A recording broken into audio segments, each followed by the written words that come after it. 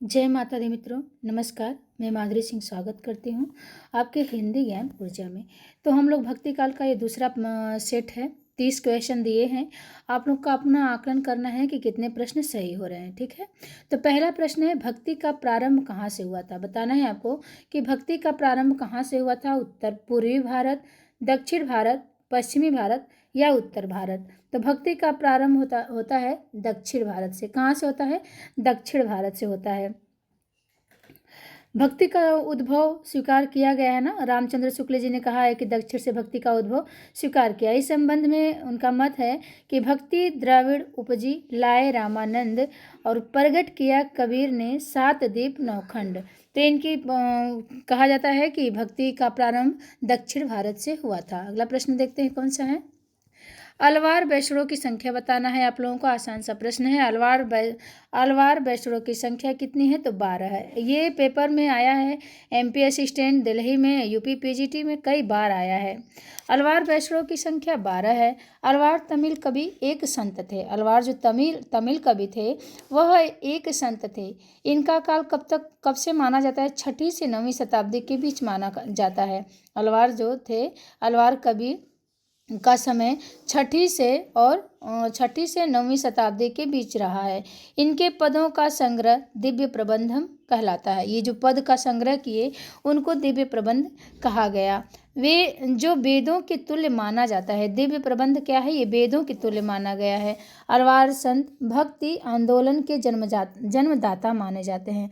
अलवार संत क्या करते हैं? भक्ति आंदोलन के जन्मदाता माने जाते हैं।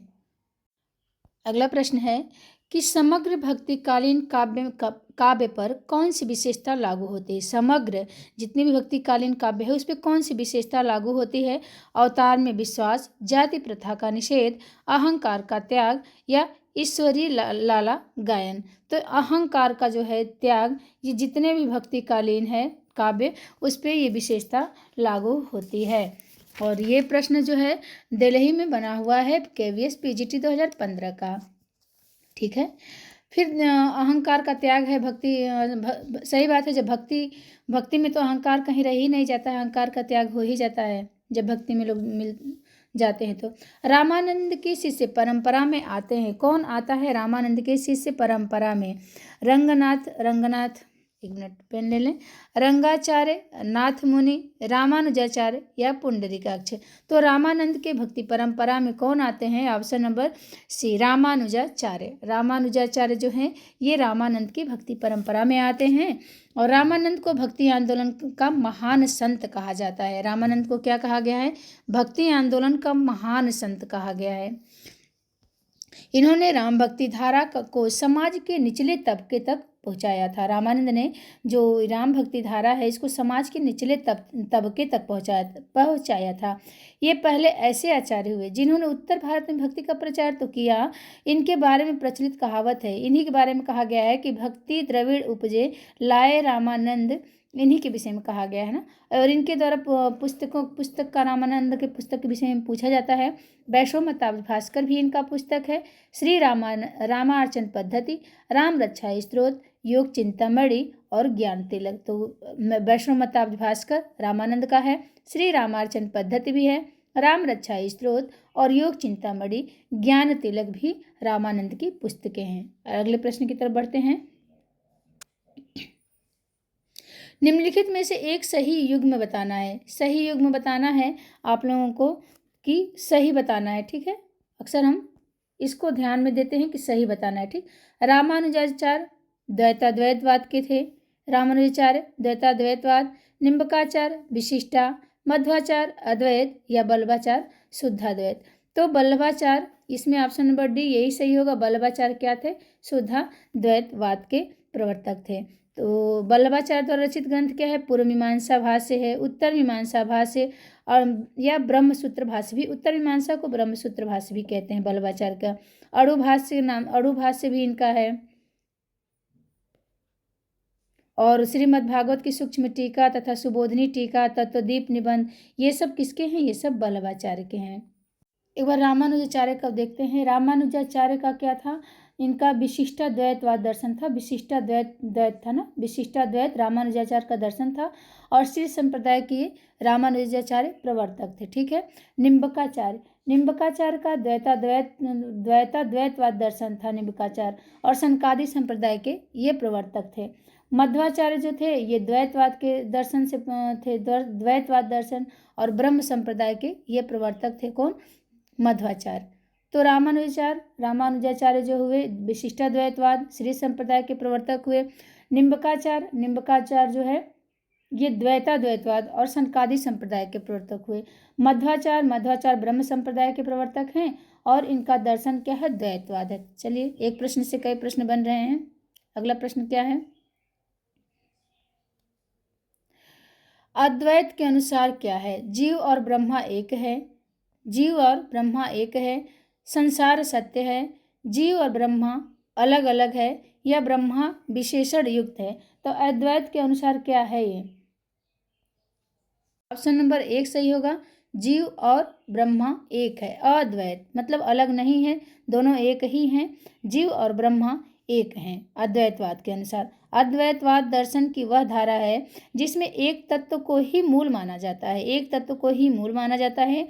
वेद तथा उपनिषद में एक पुरुष या एक ब्रह्मा का सर्वप्रथम प्रतिपादन मिलता है। अद्वैतवाद के संस्थापक कौन है? तो शंकराचार्य हैं। अद्वैतवाद के संस्थापक शंकराचार्य हैं, ये याद रखना है। अगले प्रश्न की तरफ बढ़ते हैं।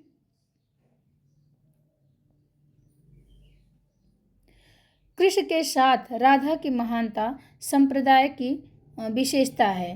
कृष्ण के साथ राधा के महानता संप्रदाय की विशेषता है। इसमें महानता के बाद क्या रहेगा यहाँ पे? तो यहाँ पे सनकादि रहेगा। ठीक है। ऑप्शन नंबर डी सही होगा। क्या है? कृष्ण के साथ राधा की महानता सनकादि संप्रदाय की विशेषता है। निम्बकाचार्य में निम्बार्क संप्रदाय के प्रवर्तक आचार्य के रूप में प्रख्यात है। निम्बकाचार्य निम्बार्क संप्रदाय के प्रवर्तक के आचार्य के रूप में प्रख्यात हैं और इनको सनकादि संप्रदाय भी कहा जाता है। ठीक है। निम्बार्काचार्य को क्या कहते हैं? निम्बार्क संप्रदाय को या निम्बकाचार्य संप्रदाय को सनकादि संप्रदाय भी कहा जाता है। हमने याद किया था, नींबू खा के सनक जाते हैं ऐसे। फिर अगला प्रश्न है, कमल दल नयनन की उन्मानी, बिरसत नाही सखी मोमनते, मंद मंद मुस्कानी। यह पदचरण किसकी है? मीराबाई या सूरदास, रहीमदास, नंददास। तो किसकी ये है? ये रहीमदास की है। ठीक है। ये किसकी है? हाँ, रहीमदास की ही पंक्तियां हैं ये। कमल दल नयनन की उन्मानी, बिरसत नाही सखी मुँह मन ते, मंद मंद मुस्कानी। तो ये ऑप्शन नंबर बी है, रहीमदास की पंक्तियां हैं। ऑप्शन नंबर बी, रहीमदास की पंक्तियां हैं। यह पदचरण रहीम की रचना है। रहीमदास द्वारा रचित ग्रंथ देख लेते हैं। रहीम दोहावली है, बरबे नायिका भेद, मदनाष्टक, रास पंचाध्यायी, नगर शोभा आदि जो है ये रहीम की है। अगले प्रश्न की तरफ बढ़ते हैं।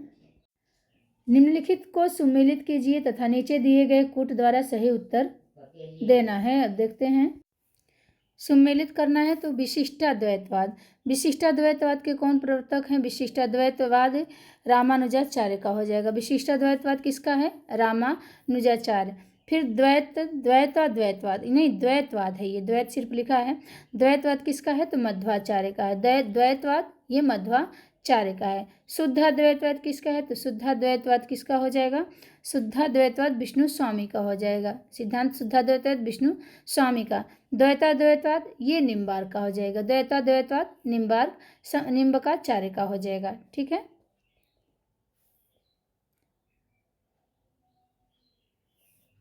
ऑप्शन नंबर डी सही होगा। हाँ, 1 का 3 है ना, 1 का 3 द्वैतवाद का हो जाएगा मध्वाचार्य। 4 शुद्धाद्वैत का हो जाएगा विष्णु स्वामी। 2 द्वैत का निम्बकाचार्य। 1। तो ऑप्शन नंबर डी सही है। आगे बढ़ते हैं। संबत 1375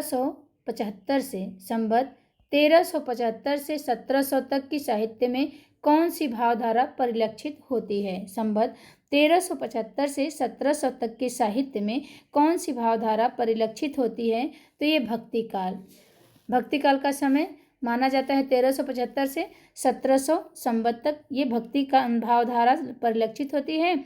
इस काल में अपने चरमोत्कर्ष पे थी। भक्ति क्या थी? चरमोत्कर्ष पे थी। कब? 1775 से 1375 संवत 1375 से 1700 तक। तुलसी और सूर जैसे कवियों ने भक्ति का पूर्ण प्रचार किया था। इस समय 1375 से 1700 तक के साहित्य को भक्ति धारा परिलक्षित होती है। तो इसमें सूर और तुलसी जैसे कवियों ने भक्ति का पूर्ण प्रसार किया।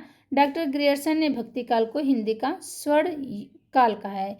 ग्रियर्सन ने अगर पूछे तो भक्ति काल को स्वर्ण काल ग्रियर्सन ने कहा है, और अगर पूछ दें स्वर्ण युग, बड़ा कंफ्यूज करता है, और ये स्वर्ण युग पूछ दें तो यहाँ श्याम सुंदर दास हो जाएंगे। क्या हो जाएंगे? श्याम सुंदर दास। अगले प्रश्न की तरफ चलते हैं। ओम जय जगदीश हरे की आरती की रचना किसने की है? बहुत अच्छा ये आरती है। तो हमने पढ़ा है कि ओम जय जगदीश हरे ये श्रद्धाराम फुलौरी का है। किसका है? ऑप्शन नंबर ए सही होगा, श्रद्धाराम फुलौरी का है। और उपन्यास इनका है श्रद्धाराम का क्या है? भाग्यवती भी लिखे हैं। भाग्यवती कब लिखे हैं? तो 1877 में श्रद्धाराम फुलौरी भाग्यवती लिखे हैं। आत्मचिकित्सा भी लिखे हैं। तत्व दीपक लिखे हैं। धर्म संवाद, उपदेश संग्रह आदि इनके काव्य है। अब देखिए तत्व दीपक जो है ये इनका है, श्रद्धाराम फुलौरी का है। तत्व, एक मिनट लिख दें, तत्व दीपक ये किसका है? ये श्रद्धाराम का है, श्रद्धाराम फुलौरी का है। अभी हम बल्लभाचार्य का निबंध पढ़े हैं कुछ ना, तत्व दीपक निबंध करके पढ़े थे, एक बार देख लेते हैं। देखिए सूक्ष्म अंतर है। अगर तत्व दीपक पूछ कहे तो श्रद्धाराम फुलौरी का है। अगर तत्व दीप निबंध आ जाएगा तो किसका हो जाएगा? वो बल्लभाचार्य का हो जाएगा। तत्व दीप निबंध थोड़ा सा यहीं पे लिख देते हैं फिर से। देखिए तत्व दीप निबंध अगर आ जाएगा, तत्व दीप निबंध, ठीक है, तत्व दीप निबंध हो जाएगा तो ये किसका हो जाएगा? ये बल्लभाचार्य होगा, बल्लभाचार्य का हो जाएगा। यही तत्व दीपक आ जा रहा है, दीपक, तो ये किसका हो जा रहा है? श्रद्धाराम फुलौरी का हो जा रहा है। मिलता जुलता है, याद रखिएगा। आगे बढ़ते हैं। कौन सा प्रश्न है? द्वैतवाद के प्रणेता हैं। कौन है द्वैतवाद के प्रणेता है? तो द्वैतवाद के प्रणेता जो है ये मध्वाचार्य हैं। ये प्रश्न कई बार आया है। 16 में आया, 2016 में, 2012 जीआईसी में, 2017 एमपी असिस्टेंट और यूजीसी में 2017 में आया कई बार। तो हम लोग एक बार सबको देख लेते हैं क्योंकि इसे याद करना बहुत ज़रूरी है। कहीं न कहीं ये प्रश्न मिल जाएगा और सारे महत्वपूर्ण प्रश्न हैं किसी न किसी एग्जाम में आए हुए। तो द्वैतवाद के प्रणेता कौन हो गए? मध्वाचार्य हो गए। विशिष्टाद्वैतवाद के प्रणेता कौन हो गए? दर्शन के विशिष्टाद्वैतवाद किसका है? तो रामानुजाचार्य। और संप्रदाय के कौन सा है? तो श्री संप्रदाय।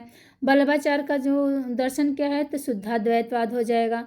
रुद्र संप्रदाय के प्रवर्तक हैं बल्लभाचार्य। रुद्र संप्रदाय के बल्लभाचार्य हैं। और निम्बकाचार्य का दर्शन क्या था? तो द्वैतवाद था, सनकादि संप्रदाय के थे। और रामानंद को कहा जाता है कि राम काव्य के पुरस्कर्ता रामानंद ही है। रामानंद ने उत्तर भारत में राम भक्ति की प्रतिष्ठित और प्रसारित किया था। रामानंद ने उत्तर भारत में कहाँ किया था? उत्तर भारत में राम भक्ति को प्रतिष्ठित और प्रसारित किया था। ठीक है, अगले प्रश्न की तरफ देखते हैं। शुद्धाद्वैतवाद दर्शन के प्रवर्तक है। देखिए कई बार ये प्रश्न घुमा फिरा के आया है ना।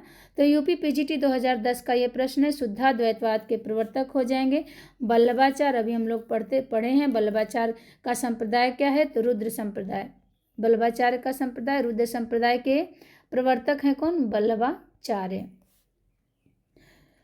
बल्लभाचार्य विष्णु स्वामी के ही शिष्य हैं। बल्लभाचार्य किसके शिष्य हैं? तो विष्णु स्वामी के ये शिष्य हैं बल्लभाचार्य। शंकराचार्य अद्वैतवाद के प्रवर्तक हैं। मध्वाचार्य द्वैतवाद के प्रवर्तक हैं। आगे बढ़ जाते हैं। 14 नंबर का प्रश्न है, हिंदी का भक्ति काल बाहरी आक्रमण प्रतिक्रिया है। हिंदी का भक्ति काल बाहरी आक्रमण की प्रतिक्रिया है। यह कथन किस विद्वान का है? बताना है आपको।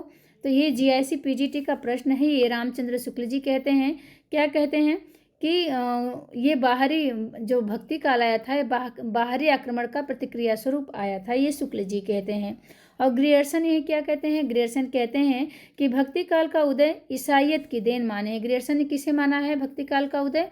तो याद रखना है, ईसाइयत की देन भक्ति काल का उदय माना है ग्रियर्सन ने। ठीक है, हजारी प्रसाद द्विवेदी ने भारतीय चिंतन धारा का स्वाभाविक विकास माना है। हजारी प्रसाद द्विवेदी क्या कहते हैं कि भारतीय चिंतन धारा का स्वाभाविक विकास के फलस्वरूप ये भक्ति आया था। ठीक है, भक्ति काल आया था। अगले प्रश्न की तरफ बढ़ते हैं। रामानुज के श्री संप्रदाय में किसकी उपासना होती थी? रामानुज के श्री संप्रदाय में किसकी उपासना होती थी? शंकर की, ब्रह्मा की, विष्णु की या लक्ष्मी के? यूपी पीजीटी 2013 का ये प्रश्न है, ध्यान देना है।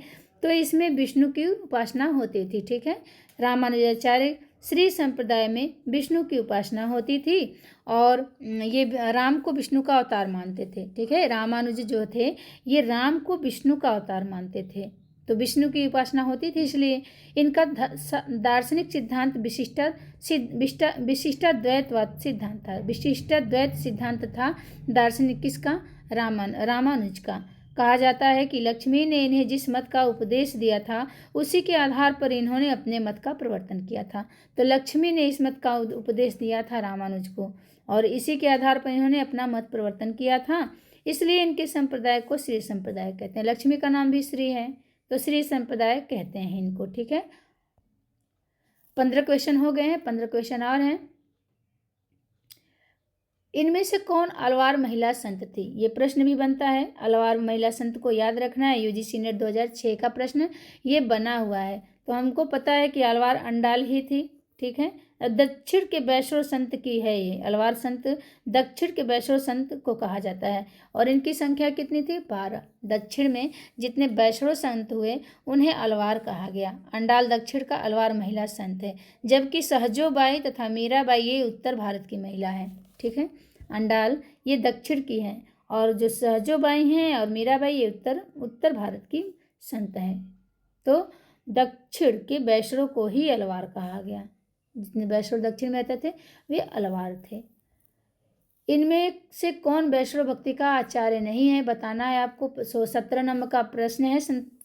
इनमें से कौन वैष्णव भक्ति का आचार्य नहीं थे? तो शंकराचार्य जो थे ये वैष्णव भक्ति के नहीं थे, बल्कि मध्वाचार्य, बल्लभाचार्य, रामानुजाचार्य ये कहाँ के थे? ये भक्ति काल के आचार्य थे। ये बल्लभाचार्य जो शुद्धाद्वैतवाद था इनका, मध्वाचार्य द्वैतवाद थे, रामानुजाचार्य विशिष्टाद्वैतवाद से संबंधित थे और सभी वैष्णव भक्त आचार्य थे। ठीक है, सभी वैष्णव भक्त आचार्य थे। वैष्णव भक्ति में सगुण की प्रधानता रहती है। किसकी प्रधानता रहती है? सगुण की प्रधानता रहती है।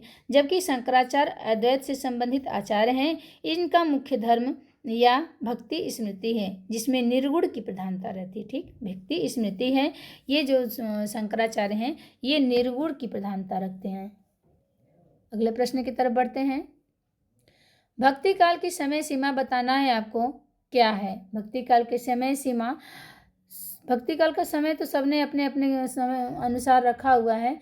तो 1375 से 1700 तक, अर्थात 1375 से संवत 1700 तक माना जाता है। 1375 से संवत 1700, तो सबने अलग अलग माना है इसको, इसलिए इसको क्या कहा जाएगा? इसमें 1375 तो दिया है, संवत में भी दिया है। ठीक है, लेकिन 1700 नहीं दिया, 1850 दे दिया है। इधर 1275 से संवत 1800, ये भी गलत है, ये भी गलत है, मतलब इसमें कोई नहीं सही है। ठीक है, समय बता देते हैं कि भक्ति काल का समय कितना है? 1375 से 1700, यही भक्ति काल का सर्वमान्य समय रखा गया है। ठीक है, लिखा नहीं रहा है। अगर सन में कहें, सन में अगर पूछे तो 1318 से 1643, ये 1643 हो जाएगा। ठीक है, यही हमें याद करना है। संवत में 1375 से 1700 और ईस्वी में कहे तो 1318 से 1643 हो जाता है। ठीक है, अगले प्रश्न की तरफ हम लोग बढ़ते हैं। 19 नंबर का प्रश्न है, निम्नलिखित में से कौन ब्रह्म संप्रदाय का प्रवर्तक है? बताना है। विष्णु स्वामी है ब्रह्म संप्रदाय के प्रवर्तक, या निम्बकाचार्य, हितहरिवंश या मध्वाचार्य? तो ब्रह्म संप्रदाय के प्रवर्तक यही मध्वाचार्य होते हैं। ठीक है, मध्वाचार्य होते हैं। और मध्वाचार्य का द्वैतवाद, इनका सिद्धांत क्या है, दर्शन क्या है? द्वैतवाद। ब्रह्म संप्रदाय के प्रवर्तक हैं। द्वैतवाद इनका दर्शन है। और मध्वाचार्य का जन्म कहाँ होता है? मध्वाचार्य का बेलीग्राम के मध्वाचार्य हैं। कहाँ के हैं? बेलीग्राम के मध्वाचार्य हैं। और 1119 में इनका जन्म, 99 में 1199 में इनका जन्म होता है। ठीक है। श्री संप्रदाय ये रामानुजाचार्य के हैं, श्री संप्रदाय के। चलिए, इसको तो हम लोग कई बार पढ़ चुके हैं, आगे बढ़ते हैं। भ्रमर गुफा के लिए दूसरा उपयुक्त नाम बताना है आपको। भ्रमर गुफा, ये भ्रमर गुफा क्या है, इसका दूसरा नाम भी बताना है। तो ब्रह्मरंध्र है, ब्रह्मरंध्र। भ्रमर गुफा के लिए दूसरा उपयुक्त नाम ब्रह्मरंध्र है और से सभी असंगत है। और देखिए पीजीटी 2000 का ये प्रश्न बना हुआ है कि भ्रमर गुफा के लिए दूसरा उपयुक्त नाम ब्रह्मरंध्र है। और पीजीटी टीजीटी का ये प्रश्न है, याद रखना है हम लोगों को। ठीक, एक बार और बोलते हैं, भ्रमर गुफा के लिए दूसरा उपयुक्त नाम क्या है? तो ब्रह्मरंध्र है। अगले प्रश्न की तरफ बढ़ते हैं। 21 नंबर का प्रश्न है, निम्नलिखित में से कौन श्री कृष्ण भक्ति का संप्रदाय नहीं है? निम्नलिखित में से कौन श्री कृष्ण भक्ति का संप्रदाय नहीं है? श्री वल्लभ संप्रदाय, हरिदासी संप्रदाय, तत्व सुखी संप्रदाय या गौड़ी संप्रदाय? कौन सा इसमें से नहीं है श्री संप्रदाय, श्री कृष्ण भक्ति संप्रदाय से?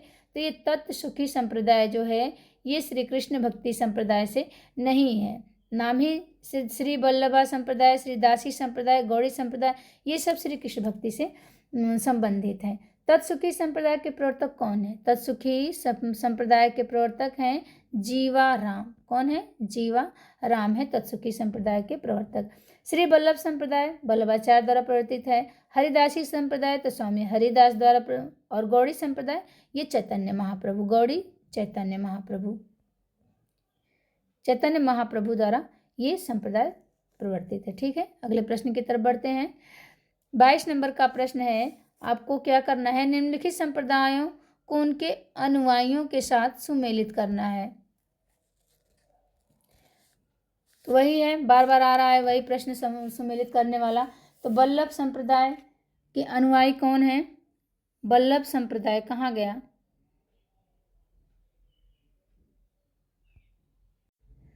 तो वल्लभ संप्रदाय के प्रवर्तक कौन है? गोविंद स्वामी है। ठीक है, ये गोविंद स्वामी है वल्लभ संप्रदाय के प्रवर्तक।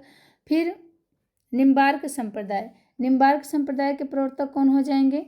निम्बार्क के हरिव्यास देव हो जाएंगे, निम्बार्क संप्रदाय के हरिव्यास देव। उसके बाद राधा वल्लभ संप्रदाय के दामोदर दास, राधा वल्लभ संप्रदाय के प्रवर्तक कौन हो जाएंगे? दामोदर दास। फिर चैतन्य संप्रदाय के प्रवर्तक कौन हो जाएंगे? गदाधर भट्ट हो जाएंगे ना। चैतन्य संप्रदाय के प्रवर्तक कौन है? नहीं दिया है यहाँ पे, गदाधर भट्ट हो जाएंगे। तो सुमेलित करना है, और तो सब हो गए। चैतन्य संप्रदाय के दिया है, चैतन्य महाप्रभु, तो ये इनका संप्रदाय है।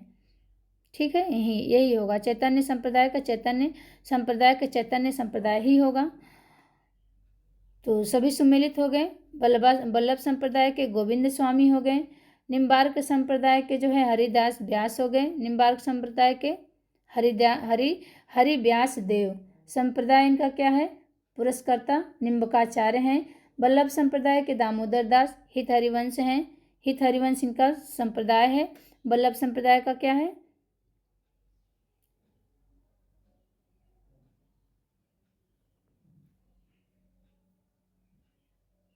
राधा वल्लभ है, राधा वल्लभ। वल्लभ का तो एक मिनट, वल्लभ संप्रदाय के तो हो गया गोविंद स्वामी। निम्बार्क संप्रदाय का हरिव्यास स्वामी। राधा वल्लभ संप्रदाय का क्या होगा? राधा वल्लभ संप्रदाय का दामोदर दास हो जाएगा। और चैतन्य संप्रदाय के चैतन्य महाप्रभु हो जाएंगे। ठीक, चैतन्य। गदाधर भट्ट इनके अनुयायी हैं, चैतन्य महाप्रभु के गदाधर भट्ट। ठीक है, गदाधर भट्ट है। चलिए अगले प्रश्न की तरफ देखते हैं। बरवे नायिका भेद के रचनाकार कौन है? तो बरवे नायिका भेद के रचनाकार रहीमदास हैं। कौन है? ऑप्शन नंबर ए हो जाएगा, रहीमदास। और अंग दर्पण रसलीन का है। अंग दर्पण किसका है?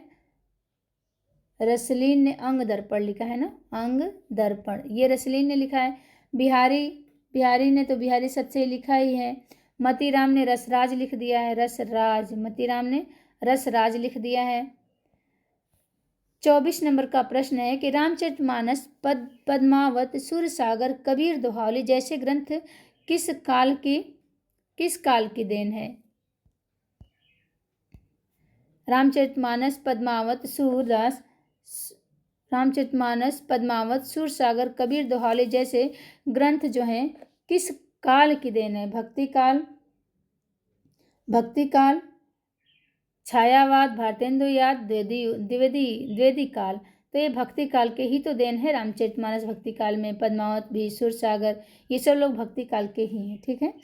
और ये जो भक्ति काल रामाश्रय, कृष्णाश्रय, प्रेमाश्रय एवं ज्ञानाश्रय, रामचरितमानस, पद्मावत, सूरसागर तथा कबीर दोहावली जैसे ग्रंथ भक्ति काल की देन है। ठीक है। भक्ति काल में कौन कौन आते हैं? रामाश्रयी आते हैं, कृष्णाश्रयी, प्रेमाश्रयी एवं ज्ञानाश्रयी, 4 शाखाओं में विभक्त है भक्ति काल, जिसमें रामचरितमानस रामाश्रयी शाखा का है और सूरसागर ये कृष्णाश्रयी शाखा का है। पद्मावत जो है ये प्रेमाश्रयी शाखा का हो जा रहा है।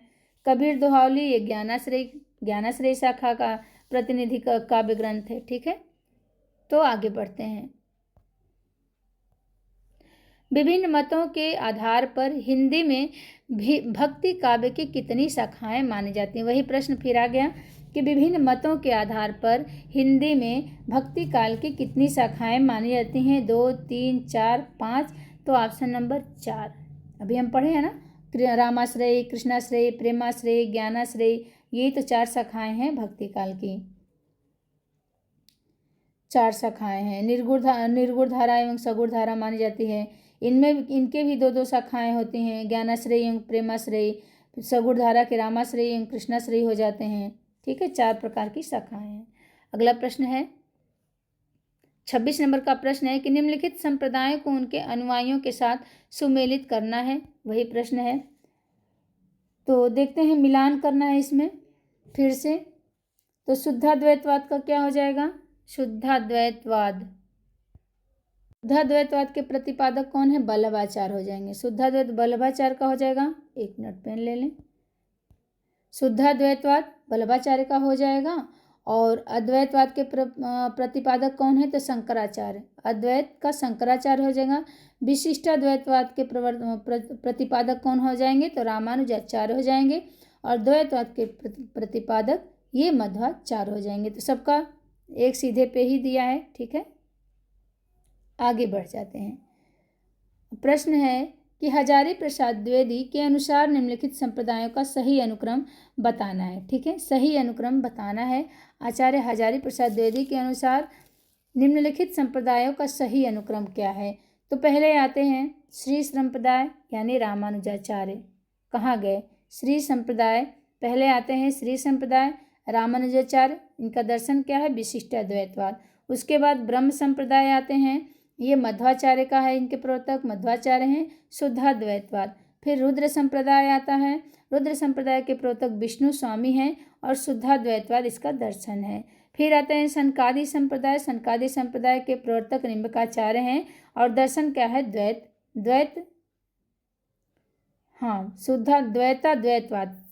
द्वैताद्वैतवाद आते हैं। और सबसे लास्ट में आते हैं वल्लभ संप्रदाय के प्रवर्तक वल्लभाचार्य, शुद्धाद्वैतवाद आते हैं। तो ऑप्शन नंबर सी, पहले श्री संप्रदाय। हजारी प्रसाद द्विवेदी के अनुसार निम्नलिखित संप्रदायों का सही अनुक्रम बताना है। पहले श्री संप्रदाय, उसके बाद ब्रह्म संप्रदाय। पहले श्री, उसके बाद ब्रह्म, उसके बाद रुद्र। तो पहले लक्ष्मी, उसके बाद ब्रह्मा, उसके बाद शिव जी, रुद्र शिव जी का नाम है ना। उसके बाद सनकादि, सब सनक जाते हैं। तो ऐसे हमें याद रहेगा क्या? पहले श्री आते हैं, फिर ब्रह्मा आते हैं, फिर रुद्र आते हैं, सबको सनका देते हैं। सनकादि संप्रदाय, ये संप्रदायों का सही अनुक्रम है। Option number C. चलिए, श्री संप्रदाय, श्री ब्रह्मा रुद्र, ऐसे याद कर लेंगे क्या? श्री ब्रह्मा रुद्र सनक गए, सनकादि। तो ऐसे हमें याद रहेगा। भक्ति काव्य को भारतीय चिंतन धारा का स्वाभाविक विकास किसने कहा है? अब कौन मानता है कि भारतीय चिंतन धारा जो है ये स्वाभाविक विकास है? उत्तराखंड में आया है 2017 में और छत्तीसगढ़ में 2014 में ये प्रश्न आया है। तो हजारी प्रसाद कहते हैं, क्या कहते हैं कि भक्ति काल भक्ति काव्य को भारतीय चिंतन का स्वाभाविक विकास। डॉक्टर हजारी प्रसाद द्विवेदी जी माना है, और शुक्ल जी तो कहते हैं कि इस्लामी आक्रमण की प्रतिक्रिया स्वरूप कहते हैं भक्ति का आंदोलन हुआ है। और ग्रेसन ये क्या कहते हैं, ईसाइयत की देन माने हैं भक्ति काव्य भक्ति धारा इसीलिए आया कि ईसाइयत की देन आया। शुक्ल जी कहते हैं इस्लामी आक्रमण की प्रतिक्रिया स्वरूप हुआ है भक्ति आंदोलन। फिर अगले प्रश्न की तरफ बढ़ जाते हैं। प्रश्न नंबर 29 का है, निम्नलिखित संप्रदायों को उनके अनुयायियों के साथ सुमेलित करना है। अब देखते हैं, रचना काव्य पंक्तियाँ दिया हुआ है ना, ये काव्य यहाँ थोड़ा सा अनुयायी नहीं होना चाहिए, काव्य पंक्तियाँ होना चाहिए, ठीक, क्योंकि ये पंक्ति हैं और इधर रचनाकार हैं, तो पंक्तियाँ हैं यहाँ, ठीक, थोड़ा सा ध्यान देना है, गलत टाइप हो गया है तो इतना हम लोग सुधार कर लेंगे। ओ नहीं घटा परि जग छाहा, ओ नहीं घटा परि जग छाहा, ये पंक्तियाँ किसकी है, तो ये जायसी की है। जैसी की पंक्ति है कि ओ नहीं घटा परि जग छाहा, ठीक, ये यूजीसी नेट का प्रश्न है। आवत जात पन्हैया टूटी बिसर गए हरिनाम, तो ये किसका है, ये कुंभन दास है ना, कुंभन दास का है। आवत जात पन्हैया टूटी। फिर अति मलिन वृष भानु कुमारी, अति मलिन वृष भानु कुमारी, ये सूरदास की पंक्ति है। किसका है, सूरदास का, याद रखना है पंक्तियाँ कि अति मलिन वृष भानु कुमारी सूरदास की है। कीरति भनति भूति भल सोई, ये किसकी पंक्ति है, तो तुलसीदास की पंक्तियाँ हैं। कीरति भनति भूति भल सोई, ये किसकी है, तो तुलसीदास की पंक्तियाँ हैं। तो सब हम लोगों ने मिलान कर लिया। क्या है, ओ नहीं घटा परि, एक बार लेते हैं पेन, ओ नहीं घटा, ये किसका है, तो ये जायसी का आ जाता है, ये जायसी का, ये नहीं सही है।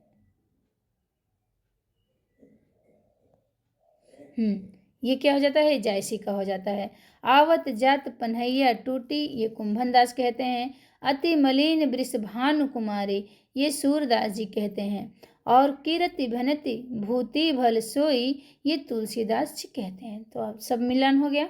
आज का लास्ट प्रश्न देखते हैं, और आप लोग बताइएगा कि कितना आप लोग सही कर पा रहे हैं कमेंट बॉक्स में। हम इसी तरह से प्रश्न और परीक्षा में आए हुए महत्वपूर्ण प्रश्न लाते रहेंगे, ठीक है। निम्नलिखित दार्शनिक सिद्धांतों को उनसे संबंध कवियों के साथ सुमेलित करना है। तो सुमेलित करना है, हम लोग सुमेलित कई बार कर चुके हैं। तो देखते हैं कवि। अब देखिए कवि थोड़ा सा इधर क्या हुआ, कवि बदल गए हैं, यहाँ कवि क्या है, कवि बदल गए हैं। अब देखना है हमें कि ये जो अद्वैतवाद के कौन हो जाएंगे, एक मिनट देखते हैं। अद्वैतवाद के रैदास हैं, अद्वैतवाद के रैदास हो जाएंगे, अद्वैतवाद के रैदास हो जाएंगे। और ये अद्वैतवाद के प्रवर्तक कौन थे, तो ये अद्वैतवाद के प्रवर्तक कौन थे, तो शंकराचार्य थे, ठीक है, शंकराचार्य। विशिष्टाद्वैतवाद किसने अपनाया था, तो ये तुलसीदास थे। कहाँ गए, तुलसीदास आ गए। और विशिष्टाद्वैतवाद रामानुजाचार्य के, इनके प्रवर्तक विशिष्टाद्वैत के रामानुजाचार्य थे, ठीक है। फिर हो गए शुद्धाद्वैतवाद वल्लभाचार्य, शुद्धाद्वैत कुंभन दास थे। कुंभन कहाँ गए, शुद्धाद्वैतवाद ये कुंभन का है, कुंभन इसके अनुयायी थे, मतलब इनके सिद्धांत इन्होंने भी अपनाया था कुंभन दास ने, शुद्धाद्वैतवाद का। फिर हो जाएगा सखी संप्रदाय, सखी संप्रदाय जो है हरिदास, जो हरिदास कहाँ है, सखी संप्रदाय हरिदास हो जाएगा। और सखी संप्रदाय स्वामी हरिदास का है, ठीक है। तो अद्वैतवाद रैदास, विशिष्टाद्वैतवाद तुलसी, फिर शुद्धाद्वैतवाद हो जाएंगे कुंभन, सखी संप्रदाय हरिदास हो जाएंगे। और आज का प्रश्न हम लोग 30 प्रश्न कर लिए। तो आप लोगों का बहुत बहुत धन्यवाद। अगर आप लोग को क्लास पसंद आए, आप लोग बताइएगा कमेंट में कि कितने प्रश्न सही हुए, तो मैं आगे इसी तरह का क्लास लाते रहूँगी। धन्यवाद। जय माता दी, राधे राधे। और लाइक शेयर सब्सक्राइब जरूर करिएगा। धन्यवाद मित्रों।